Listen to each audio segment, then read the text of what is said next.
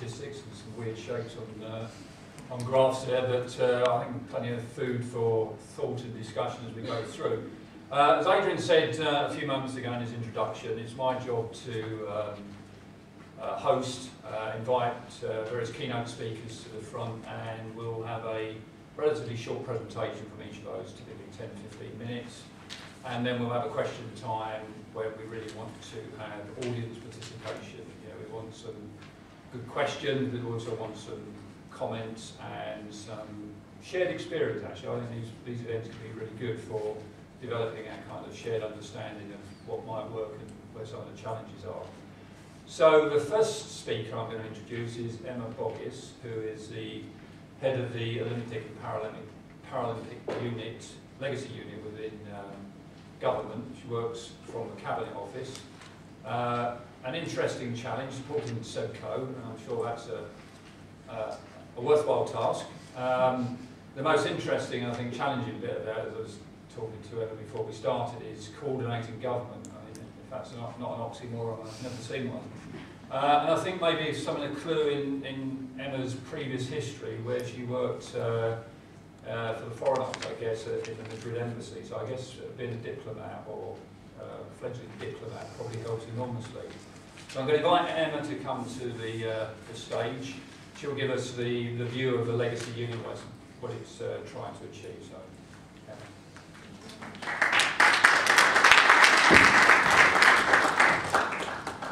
Thank you very much. Good morning, ladies and gentlemen. It's a great pleasure to be able to join you today and talk a little bit about the legacy from the London 2012 Olympic and Paralympic Games.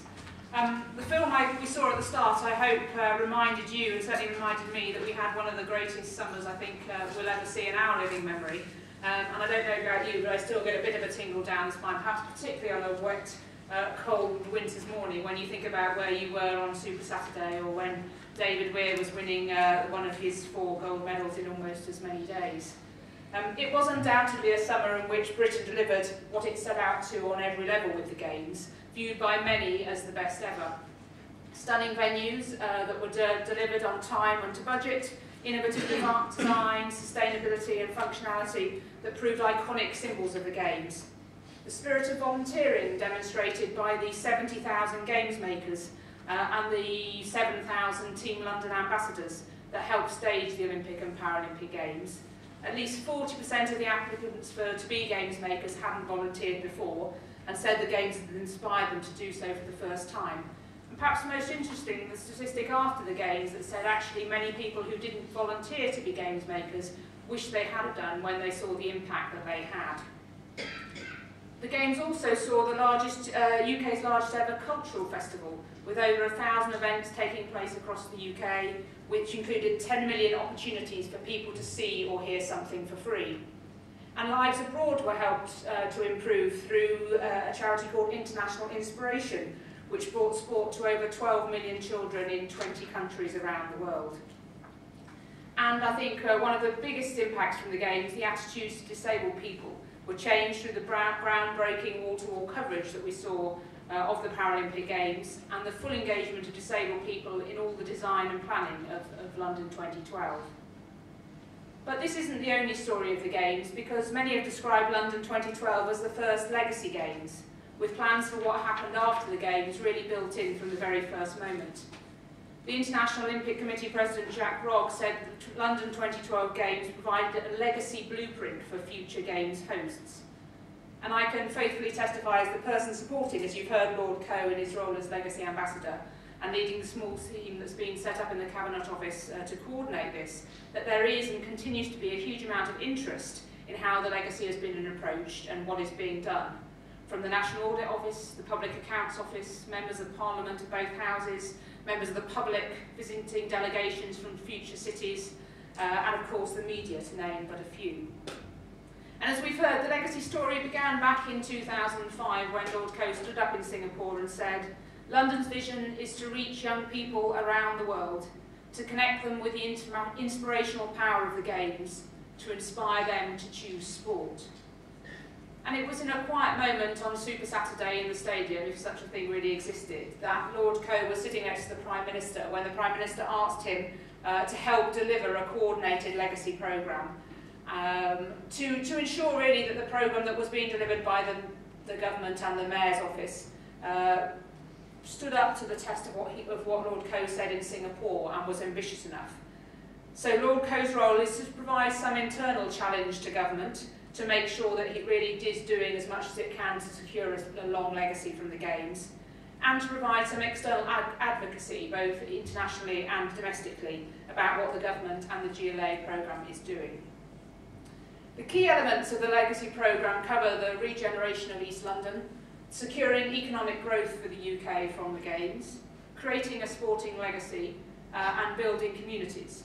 And running through each of these are a number of cross-cutting themes, particularly making sure there's a strong Paralympic element to all of the legacy programme, and also covering issues like sustainability and culture.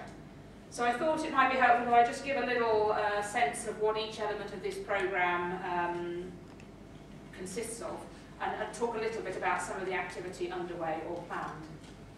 Given where we are in North London, I hope I don't have to say too much about the benefit of the Games to London. Undoubtedly, London 2012 was the catalyst for one of the biggest regeneration and transformation projects that certainly Europe has seen in recent years. The physical blueprint in East London that has been changed so dramatically, an obvious symbol of that.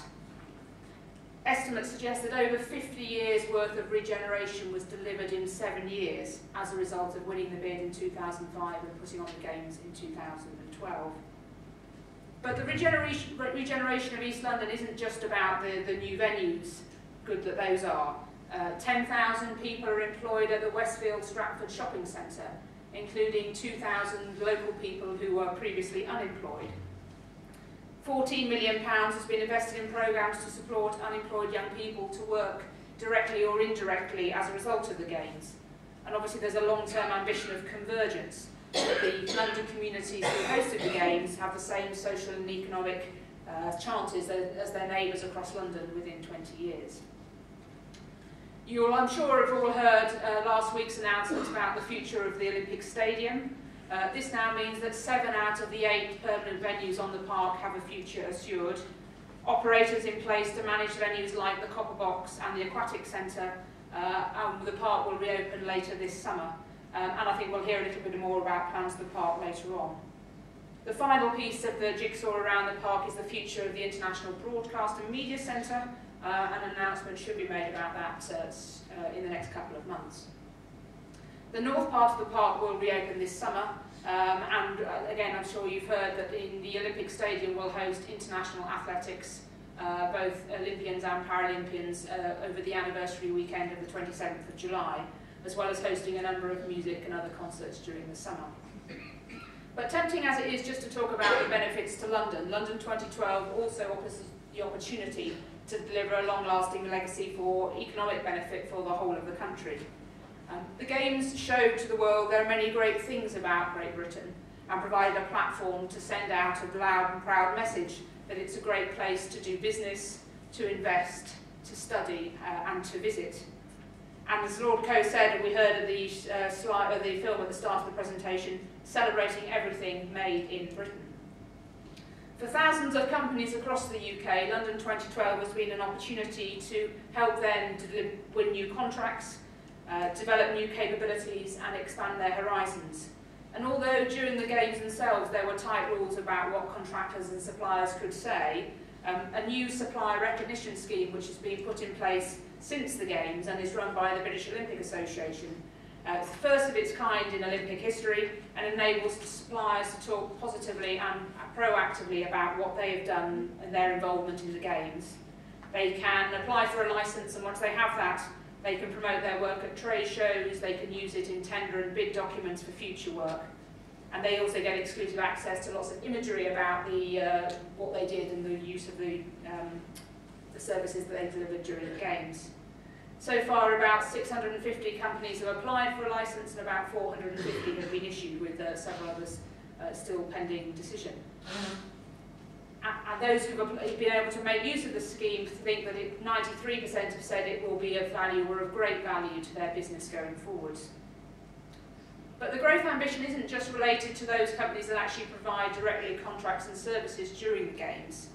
During the Games time, there was something set up called the British Business Embassy at Lancaster House in London, which was really capitalising on the fact that the Olympics obviously brought a huge number of international business leaders and world leaders to London, and it was able to showcase everything from an economic perspective that the UK has to offer. And as a follow-up from that is a targeted business-focused programme, which is looking really to leverage new contracts and business around the world as a result of the Games.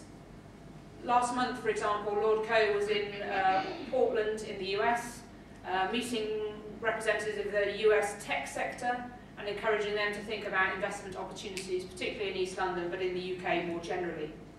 And his visit there enabled the consulate to get in touch with new leads, new links in the US business, which they hope will foster increased opportunities for companies in the UK, and also foreign direct investment from the US into the UK. UK Trade and Investment has set an ambitious target of trying to get £11 billion of benefits to the UK economy over the next 4 years as a result of the Games. And all of this work will be part of that. Tourism undoubtedly also will hopefully benefit from the Games.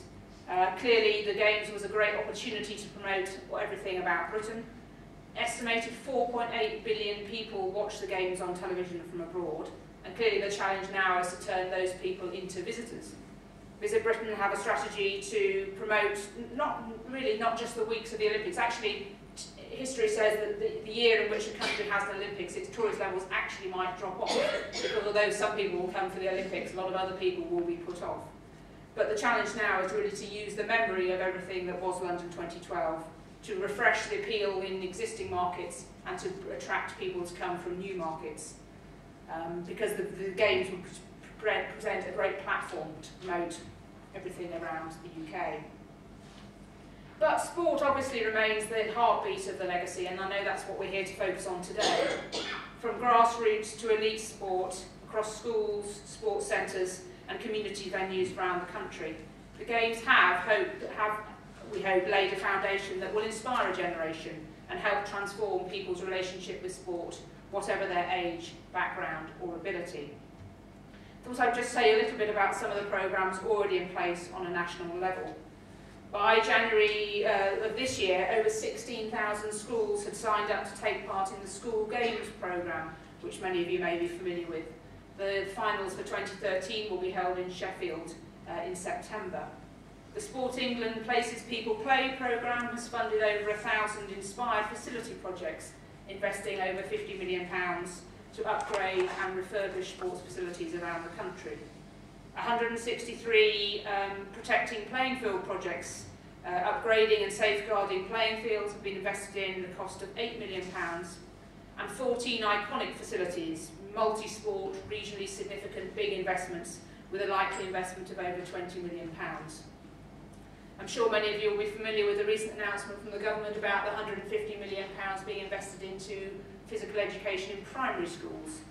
And the latest results, as we've seen, of the Active People Survey suggest that in December, that were published in December, say that more than 750,000 more people are taking part in activity on a regular basis than a year ago, and 1.57 million more than when the bid was won in 2005. But there is more to do, because no host city has yet been able to sustain participation over the long term.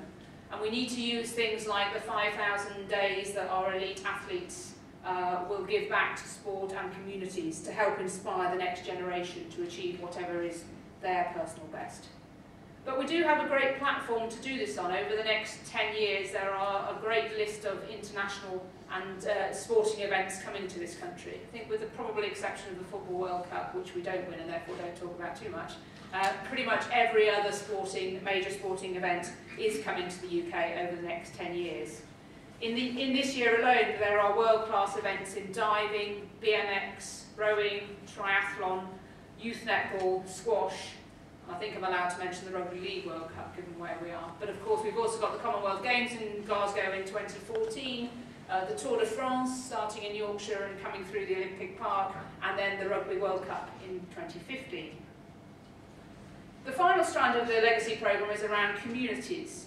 Through community projects that took place across the breadth of the country, the Olympic spirit really was seen to be alive and kicking. We must try and capture some of this in order to try and secure the legacy around the UK. In 1948, the London Games were the first to really use volunteers in a big capacity, and it was obviously fitting that they again took centre stage in 2012. Not only helping to make the Games happen, but also perhaps shape a new culture of volunteering across the UK. I hope many of you may have heard about the Join In Trust, which has been established as a result of the Games, to unlock opportunities for people to volunteer and encouraging them to join in to local sport.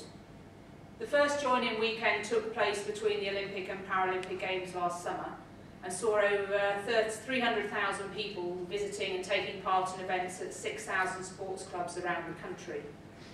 They've recently launched their plans for 2013, where the aspiration is a bit higher, and that there will be 10,000 events taking place around the country, with the hope of attracting about 500,000 people. And those events will start on the anniversary of the opening ceremony, the 27th of July, and run for a 6-week period through to the anniversary of the closing ceremony of the Paralympics on the 9th of September. Mentioning the Paralympics, the London 2012 Games did see the most extensive coverage ever in the UK of the Paralympic Games. And I think people who might remember watching things like Adam Hill's The Last Leg on Channel 4 really demonstrated the way that the Paralympics perhaps encourage people and allow people to talk about disability with more confidence in a way that they haven't been able to before. There were the highest number of ticket sales, and I think we've recently seen that both Channel 4 and BBC have bid for the rights to cover the Paralympics in Rio. Channel 4 have won, but it's the first time that there's been a really competitive market to get the Paralympic Games. I heard Tanni Gray-Thompson speak in a debate at the House of Lords before Christmas, where she gave a really compelling example of the impact of the Games. She said that she had left the stadium one day during the Paralympics and met a 7-year-old girl who was a double-leg amputee above the knee. And she was talking with her and her family was saying that this summer, for the first time, their daughter was happy to be out and about wearing shorts and showing off her prosthetic legs, because she was proud to be associated with the Paralympians in a way that hadn't happened before. So it's whether by changing attitudes or improving facilities and access and opening up new opportunities, the Games, we hope, will make a real sustainable difference for disabled people. The government is committed to building efforts to create a more open and inclusive society. And as the Prime Minister said, Britain should be a country where success depends on effort and ability, where people are judged not by what they can't do, but by what they can. And I think this is an ideal that ran through the Games. For example, public transport was significantly improved in terms of accessibility in the run-up to the Games. 66 of London's tube stations are now fully accessible, and all DLR stations are step-free, and all 8,500 London buses.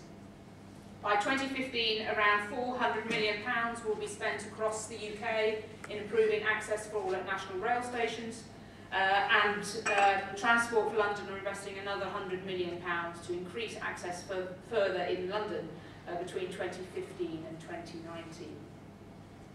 But whilst the foundations are in place, and we should be proud of what's been achieved, I think it's fair to say the legacy story is far from over.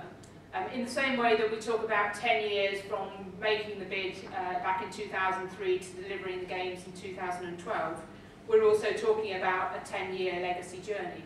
Because although some things will be delivered in the short term, other things, particularly around the full development of the park, and some of the sustained increases that we want to see around participation, won't be able to be judged for some years to come. And whilst I think it's fair to say, and I hope I've given you a sense of the variety of activity that is taking place across legacy, it's easy for me, and I'm spending sort of all my time talking and thinking about legacy, to actually think that there's a lot going on. But we're very aware that one of the challenges is actually communicating the legacy story to people and letting people know and getting people to think that, perhaps this is happening because of the London 2012 Olympic and Paralympic Games. And this is one of the reasons why Lord Coe, as well as sort of international travel in terms of trade promotion for the UK, also has a bit of a domestic focus.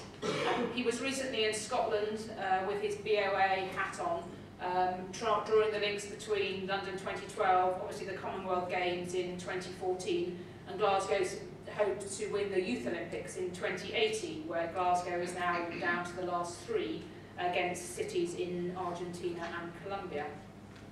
Later this year he'll be in Northern Ireland and in Wales, and also visiting other areas of the English regions. And more broadly, we're in discussion with the Local Government Association and some of the network of national and regional coordinators that were set up during the Games to try and learn some of the lessons around Games delivery on a regional basis and ensure that that runs through into the legacy. I think last summer the UK proved it was great at delivering a huge project to fixed deadline, but we don't have a fixed deadline anymore. We don't have an immovable point which we can't miss, and we have many people ready to criticise and talk about everything we haven't done, rather than perhaps, as we might like, talk about the things that have happened.